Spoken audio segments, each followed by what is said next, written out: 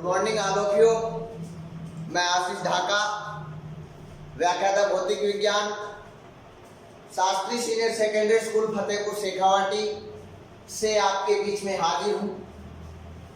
हम electrical circuit पढ़ रहे थे और इलेक्ट्रिकल सर्किट में लास्ट क्लास में अपन ने पढ़ा था विभव मापी क्या होती है, क्या काम आती है, और वोल्टमीटर और विभव मापी में विभव का मापन करने वाला अच्छा उपकरण कौन सा है, विभव मापी की बनावट कैसे होती है, इसका निर्माण कैसे होता है। इसी कड़ी को आगे बढ़ाते हैं और आज हम पढ़ते हैं principle of potentiometer. Principle of potentiometer, विभव मापी का सिद्धांत। आज का टॉपिक है अपना विभव मापी का सिद्धांत। मैंने आपको लास्ट क्लास में बताया कि विभव मापी अविक्षेप की स्थिति में काम करती है, वही सिद्धांत है। सिद्धांत क्या है पहले तो बता रहे हैं वो, फिर यूज कैसे लिया जाता है, फिर हम इसको समझेंगे। पहले सिद्धांत बता रहा हूं बच्चों। क्या होता है कि अविक्षेप की स्थिति होती है। अविक्षेप की स्थिति का मतलब ये है कि गैल्वेनोमीटर अपन जो ऐड कर रहे हैं, धारा मापी अपन जो ऐड कर रहे हैं, उसमें विक्षेप कितना आता है, शून्य। ठीक है ना, उस स्थिति को अविक्षेप स्थिति। इंग्लिश मीनिंग क्या होता है बच्चों इसका, बैलेंसिंग सिचुएशन। बैलेंस बना रहता है, कहीं विक्षेप नहीं हो रहा है। धारा मापी की जो सुई है वो मध्य में जीरो पे है, ऐसे इधर उधर नहीं जा रही है, इसका मतलब विक्षेप नहीं है। अविक्षेप की स्थिति में क्या होता है, अविक्षेप की स्थिति में जो ज्ञात विभवांतर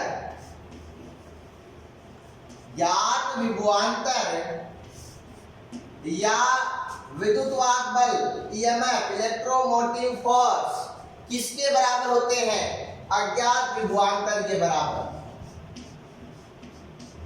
अज्ञात विभवांतर के बराबर होता है। ये इसका क्या है, प्रिंसिपल। इस सिद्धांत पे काम करता है। कैसे कि जब धारा मापी में विक्षेप नहीं है, विक्षेप शून्य है, तो वहां पर जो ज्ञात विभवांतर है वो अज्ञात विभवांतर के क्या होता है, बराबर होता है। अर्थात समझ में ये आया कि पोटेंशियोमीटर की सहायता से अपन क्या ज्ञात करते हैं, क्या ज्ञात कर सकते हैं, अज्ञात विभवांतर या विद्युत वाहक बल, इलेक्ट्रोमोटिव फोर्स। किसकी सहायता से ज्ञात कर सकते हैं अपन, पोटेंशियोमीटर की सहायता से। किसके अकॉर्डिंग, इसके सिद्धांत के अकॉर्डिंग। यहां तक बच्चों बात समझ में आई, सिद्धांत क्या होता है और इस वजह से अपन क्या ज्ञात कर सकते हैं, अज्ञात विभवांतर ईएमएफ ज्ञात कर सकते हैं। ठीक है बच्चों, अब चलते हैं, अपन करके देखते हैं कि किस प्रकार से ज्ञात होता है। तो अपन क्या करते हैं बच्चों, एक विभव मापी लेते हैं। ये एक विभव मापी है जिसका ये सिरा A है और ये सिरा B। पहला सिरा A और दूसरा सिरा B। ठीक है, विभव मापी का ये प्रथम प्राथमिक सिरा हो गया, वो अंतिम सिरा। क्या होता है, इस सिरे से A सिरे से एक सेल जुड़ा रहता है। सेल का कौन सा टर्मिनल A से जुड़ेगा, पॉजिटिव टर्मिनल। एक सेल जुड़ा रहता है जिसका विद्युतवाहक बल होता है वो ज्ञात होता है। क्या लिखोगे, ज्ञात ईएमएफ। इसका विद्युतवाहक बल EP है जो ज्ञात है। ठीक है बच्चों, फिर क्या होता है, इसके आगे एक धारा नियंत्रक लगा रहता है RH, फिर एक पूंजी लगी रहती है और के और उसके बाद में इसको जोड़ दिया जाता है सिरे बी से, अंतिम सिरे से। ये जो विभवमापी में अपन परिपथ बना रहे हैं, जो बनाया है, इस परिपथ को अपन प्राथमिक परिपथ कहते हैं। क्या कहते हैं इसे? प्राथमिक परिपथ। इसे अपन प्राइमरी सर्किट कहते हैं। ठीक है बच्चों। फिर क्या होता है, अपन ने क्या लिखा कि इसकी सहायता से अज्ञात विभवांतर या अज्ञात विद्युतवाहक बल को ज्ञात किया जा सकता है। कब? अविक्षेप की स्थिति में। अब अविक्षेप की स्थिति में और इसको ज्ञात किया जा सकता है। अज्ञात को तो कहने का मतलब ये है कि हमें एक अज्ञात और जोड़ना पड़ेगा, तभी तो इन दोनों की अपन तुलना करेंगे और ज्ञात। तो देखो, बिंदु ए से एक दूसरा सेल जुड़ा है जिसका विद्युतवाहक बल E है और ये अज्ञात है। क्या है? ये अज्ञात EMF, इलेक्ट्रोमोटिव, ठीक है, अज्ञात विद्युतवाहक बल का सेल, EMF का सेल। पॉजिटिव टर्मिनल, ये नेगेटिव टर्मिनल। अब इसके नेगेटिव टर्मिनल से गैल्वेनोमीटर जुड़ा रहता है और गैल्वेनोमीटर के दूसरे सिरे से जोकी जुड़ी रहती है, जो विभवमापी के तार AB पर रगड़ी जाती। अब माना कि यहां पर जब जोकी को रगड़ा जाता है पर्टिकुलर इस बिंदु पे, बिंदु का नाम दे दिया C, तो धारा मापी में विक्षेप क्या हो जाता है? शून्य। अर्थात कौन सी अवस्था आ जाती है? अविक्षेप की अवस्था। तो क्या होता है बच्चों, ये यहाँ पर अपन को क्या निकल के आया यहाँ से कि अब क्या हो गया? विक्षेप शून्य हो गया। और विक्षेप शून्य होने पे अपन क्या कहते हैं कि इन दोनों को क्या कर सकते हैं? बराबर कर सकते हैं। किसको बराबर कर सकते हैं? विभवांतर को। कौन से विभवांतर को? ज्ञात विभवांतर को। और किसको? अज्ञात विद्युतवाहक बल को। तो ज्ञात विभवांतर कौन सा है? इस बिंदु के और इस बिंदु के मध्य का विभव का अंतर। और अज्ञात कौन सा? ये मतलब क्या निकल के आता है सिद्धांत के अनुसार? VAC बराबर E। क्या निकल के आया बच्चों? VAC बराबर E। कहां से? इस सिद्धांत से। ठीक है ना। अब देखो, अपन एक नई चीज पढ़ते हैं यहाँ पर। ये पढ़ते हैं कि अपन ने पढ़ा है पहले से कि विभवमापी का प्रतिरोध क्या होता है? अनंत। क्या होता है? प्रतिरोध अनंत होता है। तो अनंत प्रतिरोध होता है तो इससे धारा जाएगी क्या? नहीं जाएगी। धारा बिल्कुल नहीं जाएगी। तो बच्चों देखो, ये जो विद्युतवाहक बल है EP, प्राइमरी परिपथ का जो सेल ऐड है प्राइमरी परिपथ में, उसका जो विद्युतवाहक बल है सेल का EP, वो कहां पर वितरित होगा? इस पूरी विभवमापी के तार पर। और इस विभवमापी के तार की पूरी लंबाई अपन ने मान ली कैपिटल L है। कितनी है? Capital L। और ये मान ली कि स्मॉल l पे संतुलन बिंदु प्राप्त होता है, बैलेंसिंग पॉइंट प्राप्त होता। ठीक है। अब देखो, ये l है तो अपन ये कहेंगे कि ये EP पूरा का पूरा किस पे वितरित होगा? इस l लंबाई के तार पे वितरित होगा। तो अपन क्या निकाल सकते हैं यहाँ से? अपने पास में क्या चीज निकल के आती है? तो देखना, ये आप लोगों के समझ में आ गया। यहाँ पर अपने पास में एक नई चीज आती है, वो ये आ रही है कि ये EP जो है ये कहां पर वितरित हो रहा है? L। इसे हम क्या कहते हैं? इसे हम अक्ष से तो डिनोट करते हैं और इस अक्ष को विभव प्रवणता कहते हैं। क्या कहते हैं बच्चों? विभव प्रवणता कहते हैं। तो विभव प्रवणता की परिभाषा क्या बनी? क्या बनी? परिभाषा विभव प्रवणता की क्या बनी भाई? एकांक लंबाई पर विभव पतन क्या कहलाता है? विभव प्रवणता। तो परिभाषा ये बनी, एकांक लंबाई पर विभव क्या कहलाएगा? क्या कहलाएगा भाई? अपने पास में क्या है? ये क्या है? एकांक लंबाई पर विभव पतन। क्या चीज है? विभव प्रवणता। ठीक है बच्चों, तो ये है अपने पास में नई चीज आई, विभव प्रवणता। यहां से भी क्वेश्चन पूछा जाता है। ठीक है, अब देखो आगे अपन ये कह रहे हैं कि ये जो है RH, ये जो धारा नियंत्रक लगा हुआ है RH नगण्य है। माना कि RH क्या है? नगण्य। मतलब इसका रेजिस्टेंस जो है वो लगभग 0 के इक्वल है। तब ये RH जब नगण्य होगा तो अपन यहां से क्या कह सकते हैं कि ये जो EP है, क्या है? EP क्या चीज है? EP प्राथमिक सेल में जो प्राथमिक परिपथ में जो सेल जुड़ा है उसका विद्युत वाहक है। ये EP किसके बराबर होगा? इसका और कोई विद्युत वाहक बल कहीं है नहीं, न कहीं विभवांतर है, क्योंकि ये तो नगण्य है तो कोई फर्क नहीं पड़ेगा इसका।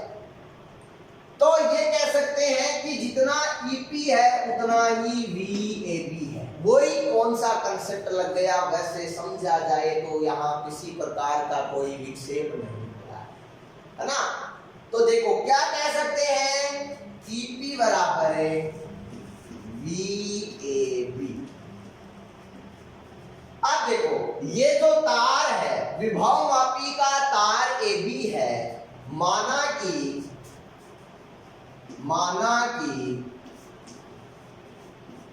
तार विभव मापी के तार AB का प्रतिरोध कितना है? प्रतिरोध R है। कितना है? कैपिटल R है। तो यहां से इससे धारा कितनी आ रही? I। इसका प्रतिरोध कितना है? R।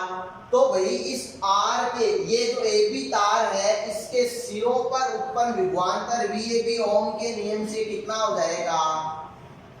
I इंटू R हो जाएगा। क्या हो जाएगा? I इंटू R हो जाएगा। तो अब यहां से अपन क्या कर सकते हैं? देखना बच्चों, अपने पास में है EP, मतलब यहां से हम ये कह सकते हैं कि EP के बराबर क्या है? I into R। इसका मान कहां रखें? इसमें रखें, मतलब इसको दिया समीकरण 1, इसको दिया समीकरण 2, और क्या करें? By equation hash and second समीकरण 1 व 2 से इसका मान EP का मान यहां रखें तो x बराबर क्या आता है? I इंटू R बटा L। क्या गया? I इंटू R बटा L, क्योंकि EP की जगह क्या रखा? IR बटा में क्या है? L। ये जो R बटा L है ये क्या है भाई? ये है एकांक लंबाई का प्रतिरोध। क्या है? एकांक लंबाई का प्रतिरोध। तो क्या आ गया? x बराबर I इंटू R, एकांक लंबाई का प्रतिरोध। ठीक है बच्चों, तो ये यहां से प्रवणता का नया फार्मूला निकल के आ गया। ठीक है, अब देखो ये आपने पहले ही पढ़ लिया कि VAC का मान किसके बराबर है? E के बराबर। कोई दिक्कत है? अब अपन नई चीज सीखते हैं। देखो बच्चों, आपके दिमाग में ये क्वेश्चन उठ रहा हो कहीं कि सर जी जब ये जो L पे है, ये तो बिंदु C यहां है, अगर ये यहां की बजाय यहां होता तो मतलब क्या? C', और यदि यहां की बजाय यहां होता तो क्या? C'। तो लेंथ क्या हो जाएगी? ये वाली तो मान ले L', और ये वाली यहां से यहां तक की जो लेंथ है ये वाली क्या मान ले, L डबल डेश। ये सिचुएशन हो जाती है तो यहां पर क्या प्रभाव पड़ता है, धारा प्रवाहित होती है वो किस तरीके से होती है। बच्चों देखो, जब ये सिचुएशन होती है, पहली कंडीशन केस फर्स्ट में अपन को क्या प्राप्त होता है, इसको हटा देते हैं, यूजफुल नहीं है अभी। देखो कंडीशन फर्स्ट क्या ली अपन ने, कंडीशन फर्स्ट ये ली कि ये जो VAC इतना था जो इसके बराबर था, अब ये इतना सा हो गया, पहले इतना था अब इतना हो गया, मतलब ये कम है। ये क्या है, कम है। ये कम है इसका मतलब ये कहेंगे कि VAC डेश किससे कम है, E से। किससे कम है, E से। और धारा किधर से किधर प्रवाहित होती है, उच्च विभव से निम्न विभव की। किधर से किधर, उच्च विभव से निम्न विभव की ओर। तो अपन यहां से क्या कहेंगे कि इस स्थिति में धारा कहां से कहां प्रवाहित होगी, A से E, E से G, G से C डेश, C डेश से A। मतलब धारा की डायरेक्शन क्या होगी, A से E, E से G, G से C डेश और C डेश से।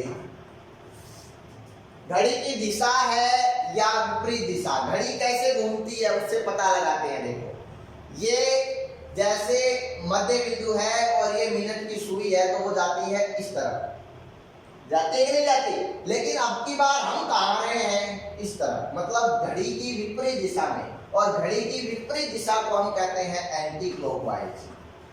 क्या है डायरेक्शन इसकी, एंटी क्लॉकवाइज। आई बच्चों बात समझ में। अब लेते हैं कैसेटिंग।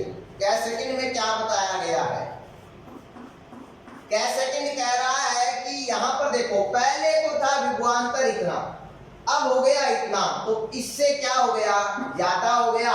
तो अपन ये कहेंगे VAC double dash greater than ये हुआ तो धारा की डायरेक्शन कहां, उच्च से निम्न की ओर। तो कहां से, C डबल डेश या A से शुरू करें तो A, C double dash, G, E और A। घड़ी की दिशा में है तो अपन क्या कहते हैं, क्लॉकवाइज। ये थी विशेष सिचुएशन सिद्धांत। आई बच्चों बात समझ में। अब देखो एक नई चीज देखते हैं, यहां पर प्रवणता अपन ने निकाली x बराबर IR बटा L निकाली ना। इससे एक नया फॉर्मूला निकालते हैं प्रतिरोधकता की फॉर्म में। पहले एक चीज और देखो बच्चों कि शायद अपन ने जब पढ़ा था टर्मिनल वोल्टा जब पढ़ी थी, विद्युत वाट पर जब पढ़ा था, तो अपन ने एक I का फार्मूला निकाला था, E बटा R प्लस R। ये क्या था, सर्किट का प्रतिरोध। ये क्या था, आंतरिक प्रतिरोध किसका, सेल का। यहां पर I जब निकाली जाती है, I क्या है, इससे प्रवाहित धारा है। माननीय अपन ने वैसे इससे धारा प्रवाहित होती नहीं है, वो जो निकालना चाह रहे हैं। तो क्या होगी, देखो E का मान तो प्राथमिक सेल है तो EP। नई चीज है ये ना, पहले भी अपन ने ये पढ़ लिया है, ठीक है, तो ये भी ध्यान में रखना है। और R का मान कितना, इसका प्रतिरोध अपन ने R ही माना। सेल का आंतरिक प्रतिरोध कितना है, R ही है। और ये एक और जुड़ा हुआ है तो इसको अपन ने क्या मान लिया, RH। लेकिन बच्चों अपन ने क्या कहा कि RH क्या है, नगण्य।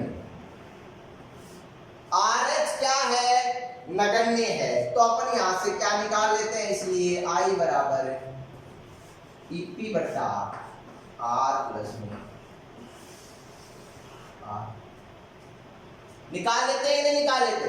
तो फिर देखो फिर क्या निकल के आता है, सेल का आंतरिक प्रतिरोध यहां पर कितना है, EP को RH को अपन ने नगण्य मान लिया, पर सेल का आंतरिक प्रतिरोध कितना है। यहाँ पर जो सेल काम में लिया जाता है वो भी नगण्य का ही काम में लिया जाता है। तो I बराबर क्या आता है, टीपी बटा आर।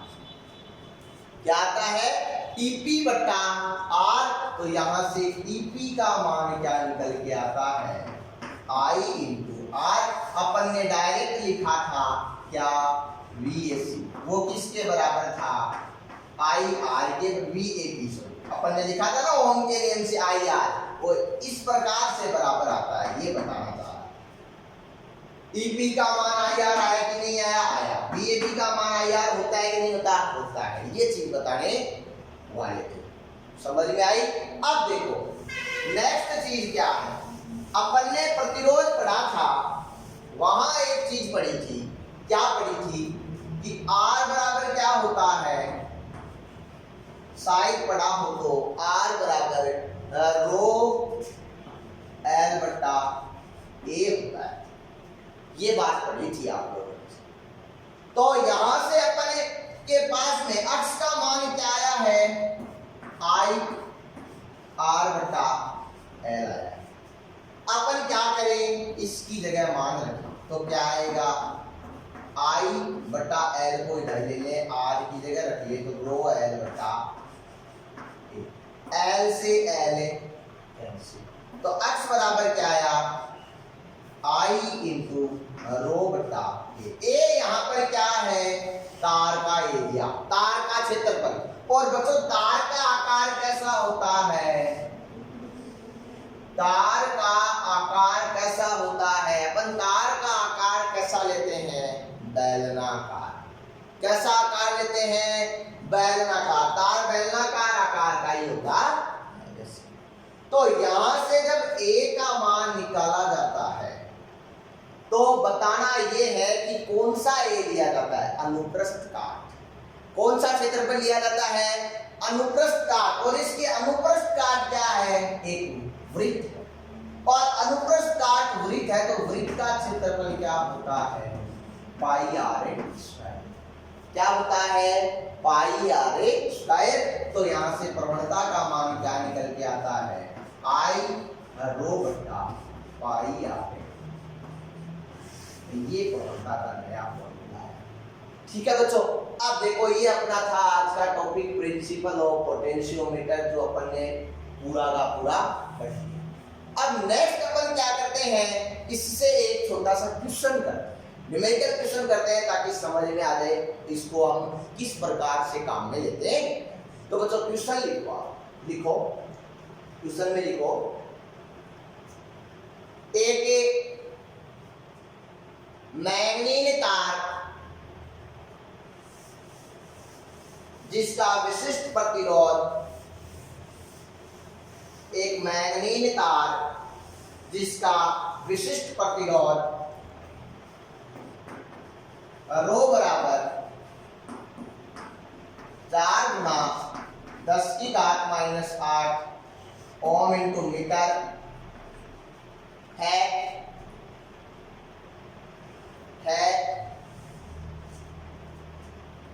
इसकी सहायता से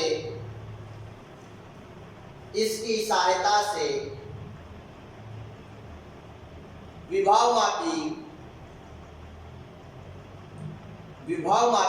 का तार बनाया गया है जिसकी त्रिज्या 0.2 मीटर है, जिसकी त्रिज्या 0.2 मीटर है। यदि विभव मापी से 4 एम्पियर की धारा प्रवाहित होती है, 4 एम्पियर की धारा प्रवाहित होती है, तो विभव मापी के तार पर विभव पतन का मान ज्ञात कीजिए। विभव मापी के तार पर विभव पतन का मान ज्ञात है। ये जो क्वेश्चन है इसमें पूछा क्या? विभव पतन। वो क्या होता है? विभव प्रवणता। तो विभव प्रवणता का फॉर्मूला अपने पास में है क्या x बराबर I इंटू रो बटा पाई आर ए। सारे मान रख देते हैं जो मान अपने पास में है। कितना कितना है, I का मान कितना भाई 4 एम्पियर, रो का मान कितना है 4 गुना 10 की घात माइनस 8, मात्र क्या हो गया एम्पियर ओम और मीटर। बटा में पाई का मान कितना होता है 3.14, आर का मान कितना 0.2 और इसका होल स्क्वायर, तो ये क्या हो गया मीटर स्क्वायर, तो 1 मीटर से मीटर तो। अब देखो ए एम्पियर इंटू ओम, इधर समझना बच्चों, अपन पढ़ते हैं आर बराबर वी बटा आई, मतलब ओम के बराबर होता है वोल्ट पर एम्पियर। तो ये दोनों आपस में कैंसिल होके इसकी जगह केवल क्या आ सकता है वोल्ट आ सकता है। क्या आ सकता है वोल्ट। आई बात समझ में। अब देखो सोल्व करना है भाई, तो 4 को 4 से गुणा किए तो कितने आए 16, 10 की घात माइनस 8 बट्टा में 3.1 14 और 0.2 का स्क्वायर करते हैं तो कितना आता है 0.04।